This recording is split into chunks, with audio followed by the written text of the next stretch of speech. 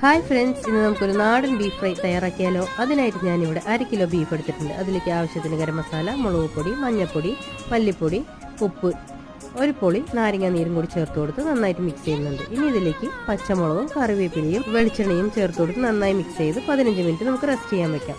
ഇനി ഇതിനെ കുക്കറിലേക്ക് മാറ്റി ആവശ്യത്തിന് വെള്ളം ഒഴിച്ച് കൊടുത്ത് 4 വിസിൽ ഹൈ ഫ്ലെയിമിലും ലോ ഫ്ലെയിമിലും 2 വിസിലും വെച്ച് കൊടുത്ത് നമുക്കൊന്ന് വേവിച്ചെടുക്കാം. അടുപ്പിൽ ഒരു ചട്ടി വെച്ച് അതിലേക്ക് വെളിച്ചെണ്ണ ഒഴിച്ച് കൊടുത്ത് പെരിഞ്ജീരകം കൂടി ഇട്ട് കൊടുത്ത് അതിൻ്റെ കൂടെ തന്നെ ചെറിയുള്ളിയും ഇഞ്ചി വെളുത്തുള്ളി പേസ്റ്റും കൂടി മിക്സ് ചെയ്ത് നന്നായിട്ട് നമുക്കൊന്ന് മിക്സ് ചെയ്തെടുക്കാം. ഇനി അതിലേക്ക് നേരത്തെ നമ്മൾ വേവിച്ച് വെച്ച ബീഫും കൂടി ഇട്ട് കൊടുത്ത് നന്നായിട്ട് വഴറ്റിയെടുക്കാം.